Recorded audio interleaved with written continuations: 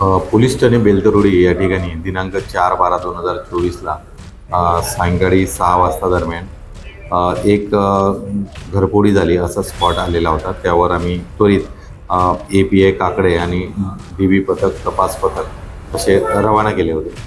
रवाना करून घटनास्थळाची पाहणी करण्यात आली आणि घटनास्थळावर मिळालेल्या फुटेजनुसार आणि दिलेल्या फिर्यादीच्या रिपोर्टनुसार आम्ही घटनास्थळावर गेलो असता घटनास्थळावर त्यामधील जो आरोपी आहे अंकुश श्यामकुवर घाट, त्याचबरोबर जयपाल मदन उईके आणि यामधील तिसरा आरोपी राजेश प्रभू सोरले हे मनीषनगर या ठिकाणचे राहणार. या तिन्ही आरोपीला आम्ही ताब्यात घेतलेले आहे. त्याचबरोबर जो गेलेला माल आहे तो आम्ही उघडकीस आणलेला आहे.